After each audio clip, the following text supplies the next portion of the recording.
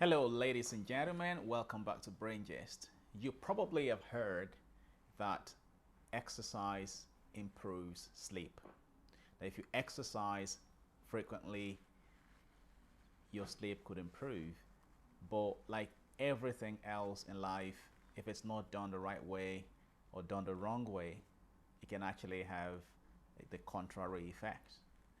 And this is what I'm going to be explaining in this video. How do you exercise the right way to take advantage of it to improve your sleep? So before I go into that, I'd like to welcome you back to the channel. This is Brain Gist. This is a channel dedicated to educating people about the brain and its disorders and all other disorders of the nervous system.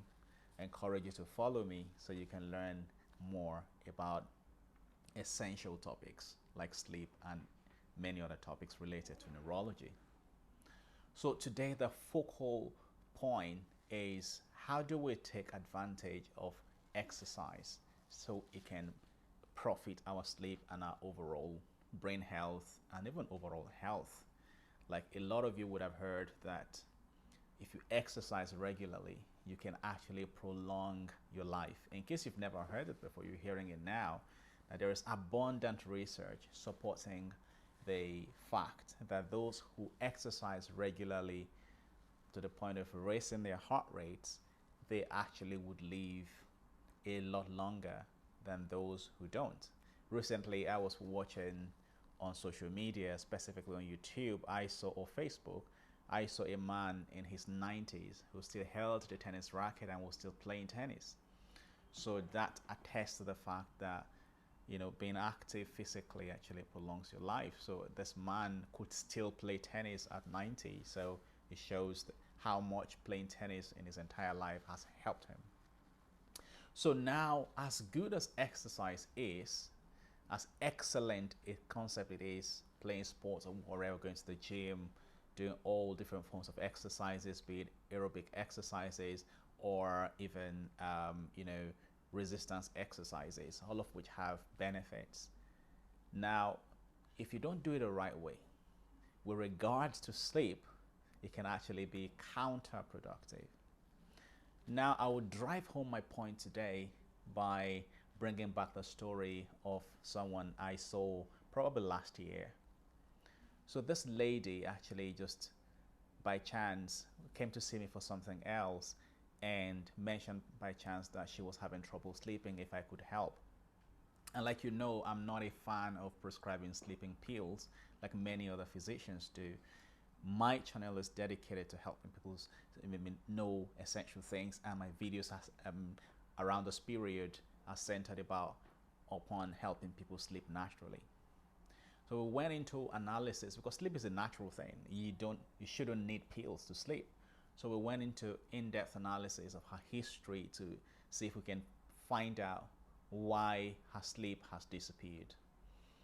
And it will interest you that the only thing I found was the fact that she had recently started exercising, but it happened that she was doing it the wrong way. What was she doing wrong?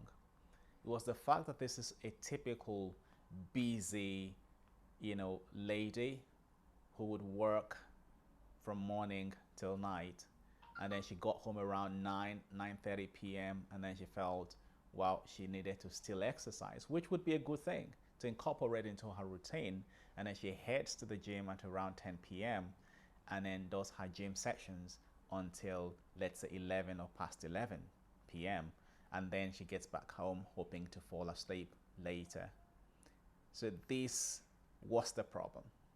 And then I told her that she was actually exercising too late, because what exercise does is it kind of stimulates the brain and keeps the brain alert. And like I've said in my previous videos, that sleep is a phenomenon of the brain, by the brain, and for the brain. Even though when we sleep our body rests, but actually sleep is not something that happens just in the body. It's purely a brain phenomenon. It's the brain that shuts down and helps you sleep, and then the brain restores itself during the process, and then the body benefits. So it's purely a brain phenomenon. And that is why whatever alerts the brain or excites the brain around the time you want to sleep makes it difficult to sleep, no matter how tired you are. So after an exercise, the brain is alerted and is ready to go again for a few more hours before it eventually decides to sleep. So this was the problem. So what I simply did was to help her find a time earlier in the evening, no within 2 hours of her bedtime, to go and exercise. And believe me, that was the end of the sleep problems. So the next time she saw me, she was so thankful and grateful that, you know, we had solved her sleep problem without taking a pill, and it's resolved. And I know someone else, one of my tennis coaches, who also was struggling with sleep at some point, and then we realized that she was actually so busy that it would be around 11 p.m. that she would head to the gym and then be there for an hour or more. And of course, when this happens, the brain is alerted and it will be very, very difficult to sleep eventually. So when you exercise at the right time should be nothing within 3 hours to your bedtime. So if your bedtime is 12, I don't expect you to exercise later than 9 or max 9:30 p.m. So you can now give the time for the brain to now, you know, gradually relax and then get into that zone that can give you refreshing sleep.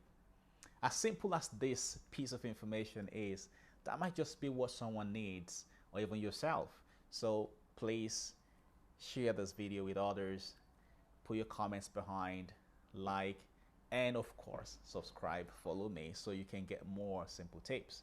Remember, here on Brain Gist, we do not overcomplicate issues. We give you one simple tip at a time to help improve your overall brain health. And of course, when the brain is healthy, you will also be healthy.